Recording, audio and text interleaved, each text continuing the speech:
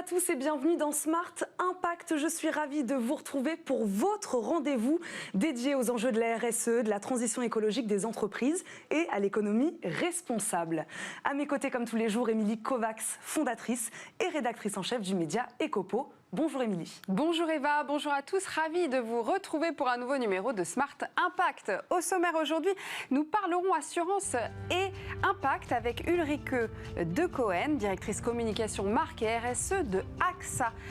Notre débat RSE portera aujourd'hui sur le tri et la valorisation des déchets. Pour en parler en plateau, nous aurons Timothée Quelard, président d'Ecodev, et Grégoire Bleu, président de Upcycle. Nous verrons ensuite qu'il existe des chaussures sneakers 100% recyclées. Et pour finir en plateau, nous accueillerons Matteo Gripon, qui est le fondateur de Léa Flong, une marque de mode éthique.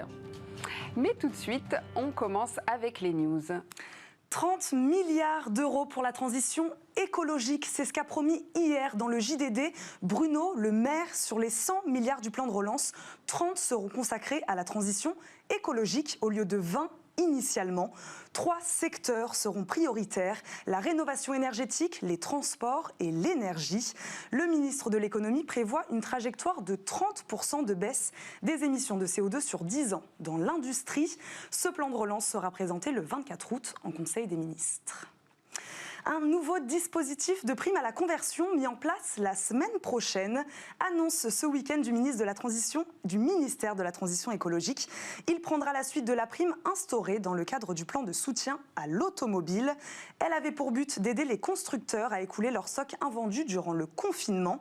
Un succès, puisque les 200 000 primes prévues auront été accordées d'ici à la fin de la semaine.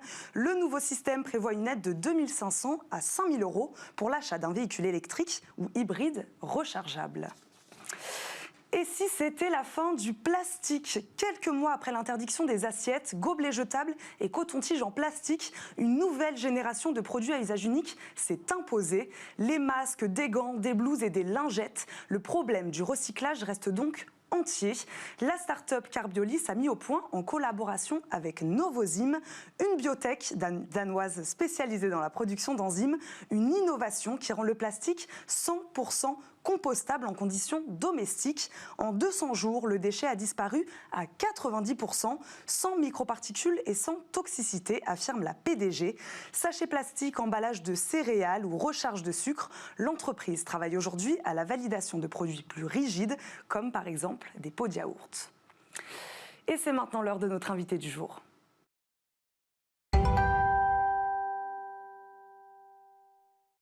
L'invitée du jour est Ulrike De Cohen. Elle est directrice communication RSE et marque du groupe AXA. Bonjour. Bonjour. Merci d'être avec nous. Merci à vous de m'accueillir. Alors, une première question peut-être sur votre titre. Vous cumulez les fonctions RSE, communication, marque. C'est pas trop dur? Alors, grâce à Dieu, j'ai vraiment des équipes formidables pour porter chacune de ces grandes missions. Mais effectivement, ce qui en fait les rassemble et ce qui fait qu'il y a effectivement une mission commune à ces 3 piliers, à mon sens, c'est assez simple. C'est continuer à promouvoir l'engagement de nos différentes audiences et de nos parties prenantes autour de la marque, de nos messages, de nos produits, de nos services, et une mission très forte sur la confiance. Et donc, de cette manière-là, ayant ces 3 piliers qui contribuent ensemble à cette mission, c'est effectivement un formidable levier pour l'entreprise. Pourquoi c'est important pour vous de venir vous exprimer aujourd'hui sur votre engagement et votre impact environnemental en tant qu'assurance, qui est un secteur souvent pointé du doigt? Oui, alors de plusieurs raisons. On est en initiative, on avance, et on a effectivement il y a quelques jours publié un rapport qui pour nous est très important, qui est notre rapport climat. Votre 4e rapport climat. 4e rapport climat, tout à fait. Donc le climat est effectivement, la lutte contre le changement climatique est, je dirais, vraiment à l'avant-pointe des priorités de responsabilité d'entreprise d'AXA. C'est une véritable stratégie aujourd'hui qui embarque la façon dont nous concevons la gestion des risques, le business, les produits, les services. Donc ça dépasse de loin effectivement la simple responsabilité d'entreprise. Et c'est une ambition que nous avions lancée en 2015. Nous avions dit à l'époque qu'un monde à plus de 4 degrés de réchauffement ne sera pas assurable. Et donc, c'était une façon de dire qu'en tant qu'assureur, nous avions à la fois une responsabilité et les moyens d'agir pour aller plus loin. Et donc, quand on a de grandes ambitions, il faut partager les résultats, montrer où on en est, donner les moyens aussi de s'améliorer et poursuivre un dialogue constructif avec toutes nos parties prenantes. Donc, c'est la première raison. La deuxième, c'est effectivement qu'en sortie de crise, même si cette crise, malheureusement, sanitaire est loin d'être achevée, mais nous sortons d'un temps qui a été effectivement extrêmement dur pour l'ensemble de la société et de l'économie. Nous avons récemment, début juillet, lancé notre raison d'être. Nous l'avons annoncé à nos actionnaires lors de l'Assemblée générale. Nous l'avons partagé avec nos collaborateurs. Et oui, donc, comment voilà. Ça s'est passé justement, le partage de cette raison d'être? Vous avez travaillé dessus en interne? Vous êtes nombreux dans le groupe AXA. On est 160 000 collaborateurs dans 57 pays. Donc c'est vrai que ce n'est pas évident de se dire...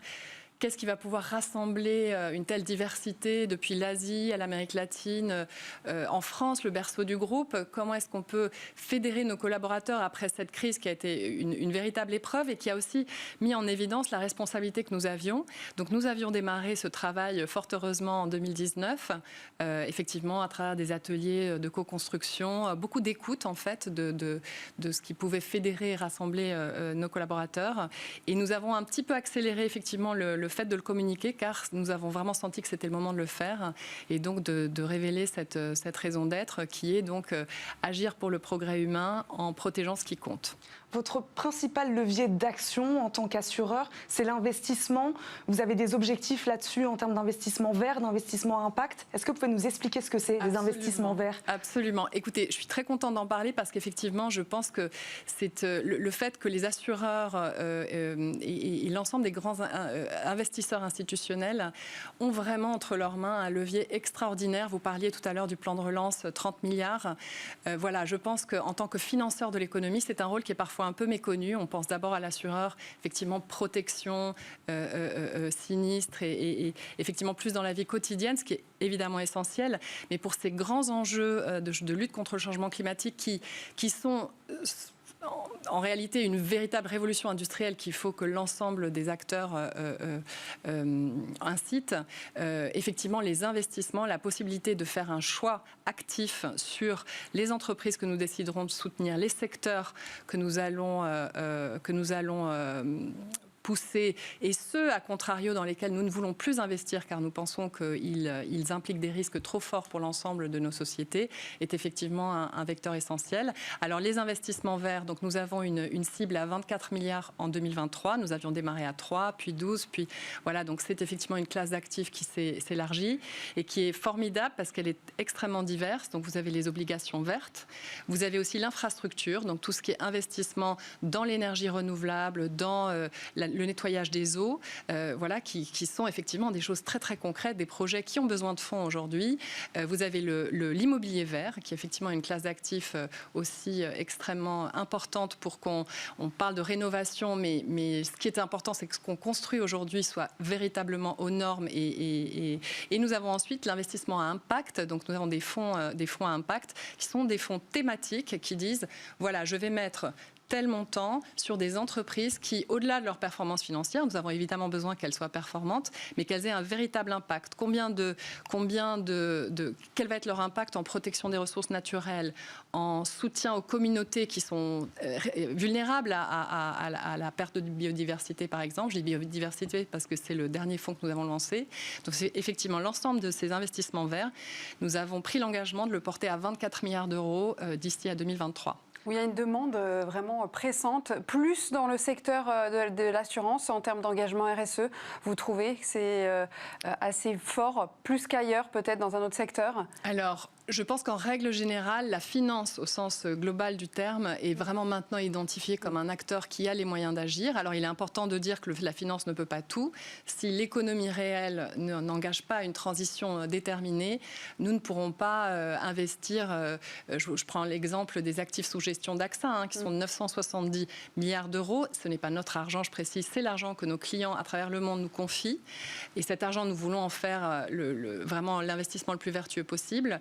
Mais si l'économie réelle ne fait pas aussi, elle, sa mue, et on parlait des secteurs de l'énergie, des transports, de l'agriculture également, eh bien, la finance seule ne pourra pas tout, mais elle peut effectivement aujourd'hui enclencher des mécanismes très vertueux pour lesquels nous avons aussi tout un arsenal, et ça c'est très important, d'acteurs tiers qui nous donnent des certifications, des méthodologies, car tout ça a évidemment besoin d'être très transparent pour le consommateur et très mesuré au fur et à mesure. Et puis on a vu, selon beaucoup d'études, les entreprises qui ont été le plus résilientes, c'est celles qui ont fait déjà leur transition écologique. Ça aussi, il faut le dire, c'est un atout économique pour vous, finalement, d'investir dans des entreprises responsables, durables. En fait, c'est aussi un atout économique. Tout à fait, tout à fait. En fait, nous sommes des investisseurs de long terme. Hein. Quand vous souscrivez une assurance avec nous, habituellement, si c'est une assurance vie, ça va se dérouler au-delà d'une dizaine d'années.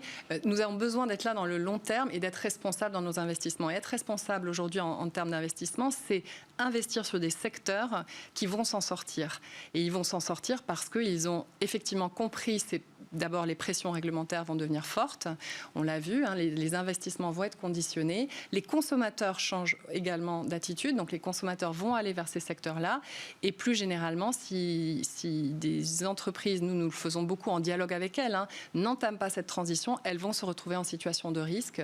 Et ça va mettre à risque des emplois, de la croissance et leur survie. Donc, effectivement, il y a une logique économique à cette politique d'investissement responsable. Ça veut dire que vous refusez d'investir dans des industries aussi, des entreprises, l'industrie fossile par exemple. Est-ce que vous avez des exemples d'entreprises à laquelle vous refusez de Alors nous, on avait été en 2015 les premiers à déclarer que nous ne voulions plus investir dans des entreprises qui tiraient un certain pourcentage de leurs revenus de l'extraction, la production de charbon.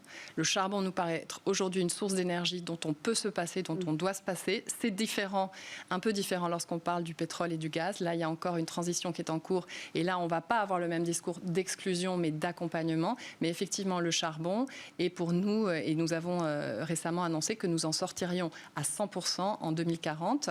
Et ce n'est pas quelque chose que nous faisons simplement depuis l'axe d'investisseurs, mais aussi comme assureurs. Et c'est presque, je dirais, à la pratique le plus efficace. Lorsque des acteurs de l'extraction de charbon ne vont plus trouver d'assureurs pour assurer leurs projets, leurs travaux et leurs activités, je peux vous assurer qu'ils se poseront à deux fois la question de savoir s'ils sont vraiment dans un projet porteur et un projet d'avenir. On va s'arrêter sur ces mots. Merci beaucoup, Ulrike de Cohen, d'avoir été avec nous aujourd'hui. Merci beaucoup. On va maintenant passer à l'édito d'Émilie.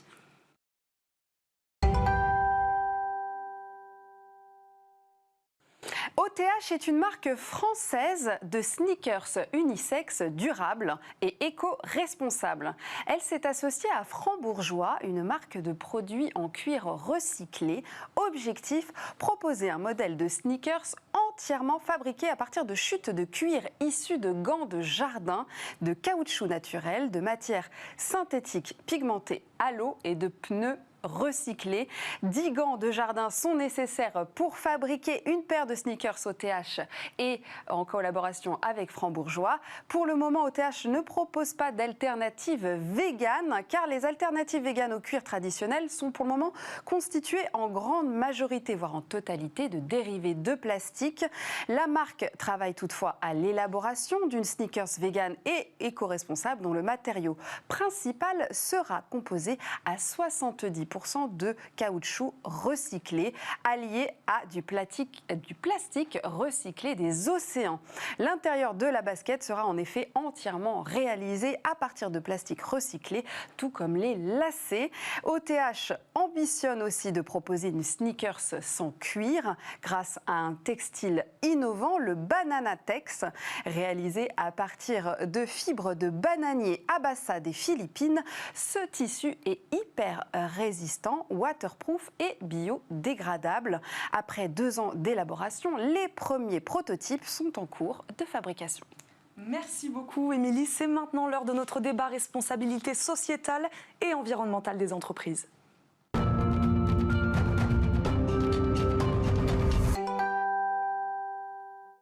Notre débat RSE du jour porte sur le tri et la valorisation des déchets en entreprise. Pour en parler, j'accueille tout de suite en plateau Timothée Kellard, qui est président d'Ecodev. Bonjour. Bonjour. Et à ses côtés, en face, Grégoire Bleu, président d'Upcycle. Bonjour. Bonjour. Merci à tous les deux d'être avec nous. On commence peut-être par une première question. Qu'est-ce que c'est le tri et la valorisation des biodéchets? C'est une première entrée, j'allais dire, en matière, en termes d'économie circulaire comme action de l'entreprise?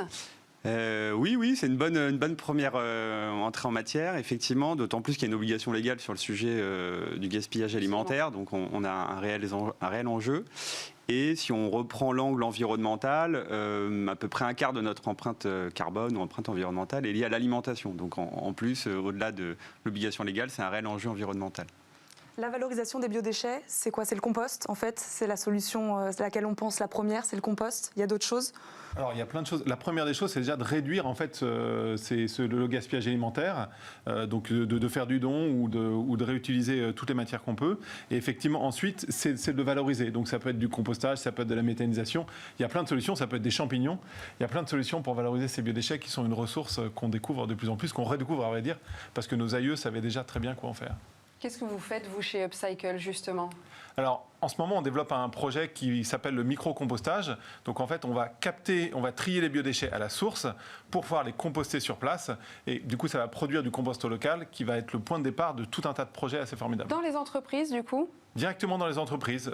Bientôt, une des tours de la Défense va être équipée d'un de nos composteurs. Vous avez plus de 10 composteurs disséminés dans Paris que vous ne voyez pas, plus de 20 composteurs en France qui sont directement sur le site des entreprises, de la grande distribution ou de sites qui sont des gros émetteurs de déchets pour qu'ils soient compostés sur place, puisque 50% d'empreinte carbone, pour faire plaisir à Timothée, de la gestion des biodéchets, c'est son transport. Donc si on ne le transporte plus, on réduit l'empreinte carbone et puis au-delà de ça, c'est moins cher pour l'exploitant. J'allais dire, par où commencer dans les entreprises? C'est peut-être par déjà moins gaspiller. Ça, c'est déjà une première chose. Oui, clairement, effectivement. Alors, j'ai plus les chiffres en tête, mais vous avez quasiment 40 kilos qui sont jetés par an, par salarié, dans le monde de la restauration collective et d'entreprise. Donc vous avez un gâchis énorme et c'est visible. Donc en fait, c'est un vrai sujet de pédagogie aussi, c'est d'expliquer probablement aux collaborateurs comment peut-être mieux consommer et puis mieux valoriser ces déchets, sachant que les déchets alimentaires, c'est plus de 90% de l'eau. Donc en fait, ça n'a pas de sens aujourd'hui de dire qu'on prend des déchets qui sont de l'eau pour les amener dans un endroit comme un centre d'incinération pour finalement les faire partir en fumée ou en vapeur. Effectivement, il y a des moyens beaucoup plus simples de valoriser sur place et éventuellement peut-être même de faire participer les collaborateurs à la méthanisation. Exactement. Ou à la valorisation de ces déchets. Comment changer justement les comportements internes aux entreprises sur ces thématiques-là? Alors il y a beaucoup de sensibilisation qui doit être mise en œuvre pour que finalement tout le monde comprenne en fait les réels enjeux. Et effectivement, il peut y avoir des ateliers. Je sais que Grégoire et la boîte à champignons ou Upcycle maintenant fait beaucoup d'animations autour de ces sujets de pédagogie justement pour expliquer et veiller le circuit des déchets finalement de la fourchette et ensuite probablement dans le compost. Oui, expliquez-nous comment vous essayez d'impliquer, vous les collaborateurs, dans les entreprises à ces sujets-là. Alors, la première chose qu'on fait, c'est avant d'amener un composteur, on va les rencontrer déjà. Et souvent, notamment les gens en cuisine, sont ravis parce qu'ils vont pouvoir valoriser leur métier. Ils disent, bah oui, je produis du déchet parce que j'ai des épluchures en fait. Et en revanche, regardez par rapport à la moyenne nationale de l'ADEME, il y a assez peu de choses dans les assiettes parce que ce que je cuisine est bon. Donc on va les rencontrer pour valoriser ce qu'ils font. Et deux, ensuite, on met en place des choses très très pragmatiques, des tables de tri, des accompagnements au tri, comment est-ce qu'on utilise un composteur. Et à la fin, ce qu'on a, c'est du compost. Donc en fait, on a tout un tas de gammes de pédagogie sur le jardinage ou sur comment ramener du compost chez soi, comment arrêter de maltraiter ces plantes vertes avec des gestes simples et des produits de base comme le compost. Qu'est-ce que vous en faites du coup de ce compost? C'est utilisé sur place? Les salariés peuvent en emporter aussi chez eux parfois? Exactement. Ce qui est fascinant avec le compost, c'est que c'est de la fertilité. Et si vous mettez, c'est une des lois naturelles, si vous mettez un gros tas de fertilité quelque part comme un paquet de bonbons Haribo au milieu d'une cour de récré, il y a plein de gens qui vont se jeter dessus. Et donc le compost, typiquement, les salariés, tous les passionnés de jardinage vont foncer parce qu'ils recherchent cette matière. Les associations locales d'agriculture urbaine vont foncer parce qu'elles payent une fortune au compost et en payant du camion, donc elles sont ravies d'avoir du compost sur place. Et les exploitants d'espaces verts vont pouvoir remettre leurs déchets d'espace vert et récupérer le compost plutôt que d'acheminer de manière très très compliquée du terreau. Elles vont réutiliser le compost local. Donc on voit qu'il y a toute une chaîne qui va en plus faire que les gens vont dialoguer entre le gestionnaire des espaces verts, l'usager, le restaurateur. Tout ce monde-là va dialoguer pour un peu apprendre à vivre différemment ensemble autour de valeurs de base qui sont l'écologie, le retour à la nature, l'alimentation, qui réunissent un peu tout le monde quand même. Et donc, du coup, c'est des moyens faciles de réapprendre un peu à vivre ensemble de manière différente en entreprise. Est-ce que vous voyez une différence entre les villes et peut-être les campagnes ou les zones moins urbaines sur l'utilisation du compost ? Est-ce qu'il y a une différence ? Est-ce qu'en ville, on est moins sensibilisé sur ces sujets-là ? Oui, à la campagne, on se moque de moi quand je monte ce sac en disant non mais c'est quoi ce volume de compost ? C'est pour ça quoi ? Et effectivement, ce volume de compost, c'est pour ça. Alors qu'à la campagne, il y a encore beaucoup plus cette culture. En fait, d'abord, ils voient tout de suite qu'on n'a rien inventé, que c'est des choses qui existent depuis des milliers d'années, ce qu'on fait, composter sur place pour réutiliser sur place. Sauf qu'en ville, il faut mettre un peu plus de technique. Donc on amène des machines micro-industrielles. Vous parliez d'emballage compostable. On peut mettre tous ces nouveaux emballages dans ces machines, ce qui est quand même vachement pratique parce qu'on peut du coup éviter les emballages à usage unique, comme les gobelets ou les choses comme ça. Donc voilà, en ville, on va chercher des solutions techniques. À la campagne, on va dire, on va apporter dans des zones où il y a des problèmes sanitaires des solutions d'hygiène, mais sinon, ça se fait quand même déjà très largement. On va parler peut-être du coût du tri et de la valorisation des déchets. Ça représente quoi ? Tout le monde peut aller vers ces solutions-là sans que ça soit trop cher ? Il faut peut-être sectoriser ou en tout cas bien différencier le compost à domicile via par exemple des lombricomposteurs ou des petits méthaniseurs après en parallèle ou des composteurs classiques. Enfin, il y a des outils complètement différents donc, de compost. Après, pour une entreprise, effectivement, c'est quelque chose qui est assez recevable en termes de coûts, puisque les coûts de collecte et les coûts de transport finalement des déchets sont financés par l'employeur. Donc, si vous réduisez déjà ces coûts, vous avez un gain qui permet effectivement de réinvestir localement. Donc, pour les entreprises, c'est pas un sujet, si elles ont une restauration collective, bien évidemment. Pour le particulier, tout dépendra après de ses volumes et de son envie. Et de ses enjeux. C'est pas un problème de coût. Pourquoi on en est encore si loin alors sur ces questions-là ? C'est comme beaucoup de sujets. Les comportements sont difficiles à changer et les coûts sont pas extrêmement bien calculés. Finalement, dans une entreprise, vous avez historiquement des comptes de résultats avec un actif, un passif, et on a du mal à avoir un raisonnement global. Donc, si on prend en plus des coûts qui n'existent pas aujourd'hui dans l'entreprise, qui sont peut-être la capacité de ce terreau à régénérer les sols, à capter du carbone, à redévelopper finalement une agriculture plus saine, on serait sur des bénéfices qui seraient énormes. Donc, je pense qu'un des gros enjeux, c'est justement d'arriver peut-être à identifier différents postes, les mesurer et on verra bien les retours sur investissement qui seront quand même flagrants. Il faut que le chef d'entreprise soit sensibilisé par ces questions-là, peut-être, pour démarrer.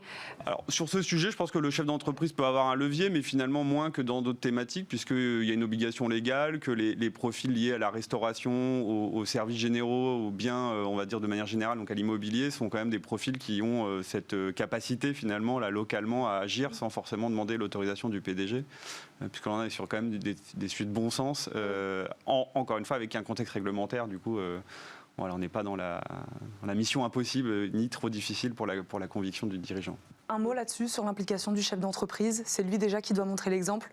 Oui, ou il faut juste lui expliquer que ce qui lui coûte aujourd'hui 350 € la tonne va lui coûter 150 € si jamais il passe, si jamais il s'approprie le sujet. En fait, le coût, c'est ce que disait Timothée, c'est le coût culturel de s'approprier un sujet en disant aujourd'hui je mets tout à la benne, j'ai un mec qui passe 3 fois par semaine et je ne m'en occupe pas. Demain, nous, ce qu'on lui propose, c'est que ça lui coûte moins cher, mais il faut juste qu'il s'y mette. C'est-à-dire qu'il faut qu'il accepte que la restauration travaille avec les usagers pour que les usagers trient bien leurs déchets, enfin voilà, que tout ça se mette en place. Mais l'avantage, c'est que dès que le directeur financier se met dans la boucle, lui, il voit l'intérêt, et souvent, il a quand même un peu de pouvoir, et donc il pousse. Donc finalement, pour une fois, on arrive à réconcilier le responsable RSE et le DAF d'une entreprise, c'est pas mal. Est-ce que vous avez des exemples? Oui, c'est ce que j'allais demander. Est-ce que vous avez des exemples d'entreprises d'entreprises qui font magnifiquement la valorisation de leurs déchets? Alors il y a beaucoup d'entreprises qui le font via les déchets, déchets verts, quand ils ont des espaces verts. Après, aujourd'hui, dans le monde de l'entreprise, alors j'aime pas citer forcément une entreprise sur le sujet, mais donc effectivement, il y a un certain nombre de boîtes du CAC 40 aujourd'hui, si je dois citer une liste, ou des petites PME aussi qui ont une démarche d'initiation, on va dire, sur ces thématiques. Voilà, je ne suis pas très... Grégoire, vous voulez pas... De toute façon, Timothée ne veut pas balancer. Je peux vous dire que la plus grosse tour de Marseille vient de passer un contrat pour qu'on collecte ces biodéchets. Donc ça, c'est qu'on les composte, ça c'est quand même assez génial. Et à Paris, Paris devrait bientôt répliquer aussi à la Défense. Donc on a comme ça des pôles qui sont en train de se créer. Et on a beaucoup d'organismes de formation qui sont en train de s'y mettre. centimètres. Donc ça nous fait particulièrement plaisir parce que, notamment en restauration, c'est un peu les restaurateurs de demain, donc les former à ça. Après, voilà, on a plus d'une centaine de projets en cours, donc je ne voudrais pas en inventer un par rapport à l'autre, mais ce qui est sûr, c'est que le CAC 40 s'y met, clairement. Nous, on a beaucoup de rendez-vous et les PME de la restauration s'y mettent aussi beaucoup. Donc on voit vraiment un mouvement. Et là, dernièrement, on a Saint-Germain-en-Laye, on a Courchevel, on a tout un tas de collectivités qui étaient en fait assez peu présentes il y a encore un an, qui sont en train de débouler. Et donc, on enchaîne les rendez-vous avec les collectivités en ce moment qui se mettent à faire du compostage sur place. Tout le monde s'y met. Merci beaucoup à tous les deux d'avoir été avec nous aujourd'hui. On va maintenant passer à la bonne idée du jour.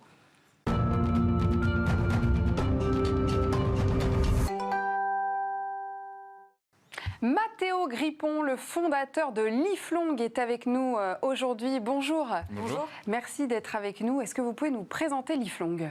Alors Liflong, c'est une marque de vêtements éco-responsable et personnalisable. Le concept est basé sur une collection de basiques, on va dire, qui sont robustes, des couleurs unies et intemporelles et une coupe indémodable. Et donc l'idée ajoutée, c'est des petites poches à boutonner sur ces vêtements. Donc c'est pour apporter en fait sa touche personnelle sur ces vêtements au quotidien. Et l'idée, c'est en fait d'allonger la durée de vie des vêtements que l'on porte avec nous, puisque en fait la fast fashion, comme on l'appelle aujourd'hui, a un assez gros fléau sur l'industrie textile. Et les marques de mode en fait enchaînent les collections toutes les semaines par exemple, et en fait on a l'impression que notre ancienne collection est démodée, et vu qu'on a tous notre vêtements qui sont marqués à ces couleurs-là, à ces images-là, ces visuels-là, ils finissent très rapidement dans nos placards. Et donc là l'idée, c'est de faire évoluer notre style avec nous tout au long de notre vie, et du coup basé sur des vêtements qui eux aussi tiennent dans le temps. Donc pour éviter tout ce gâchis textile qu'on a de nos jours. Ça, c'est un constat que vous avez fait, c'est un constat personnel ou c'était plutôt collectif pour participer activement à la transition écologique de la société, ou c'est même vous qui vous êtes dit, moi j'ai envie de m'habiller avec quelque chose qui va durer ? C'était un constat à la base personnel, et quand j'ai commencé à me renseigner sur le secteur, je me suis rendu compte que c'était quand même très général, que l'industrie textile est vraiment très polluante à tous les niveaux. Et donc en fait après la création de cette marque, en fait c'était vraiment en moi l'envie de un peu une quête de sens, d'apporter, d'agir à mon niveau et d'être utile en fait.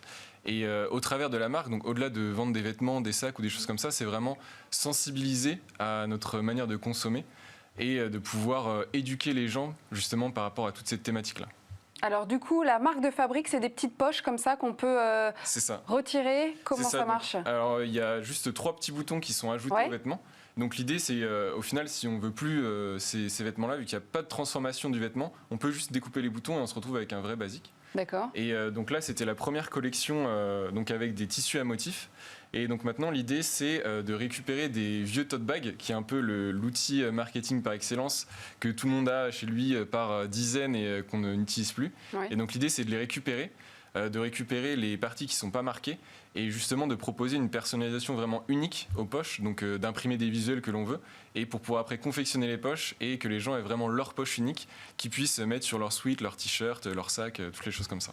Merci Matteo Grippon d'avoir été avec nous aujourd'hui, nous avoir présenté Liflong. C'est déjà la fin de votre émission Smart Impact, mais on vous retrouve bien sûr très vite avec Émilie. Et oui Eva, on vous retrouve très vite pour de nouvelles solutions et à Impact. À très vite.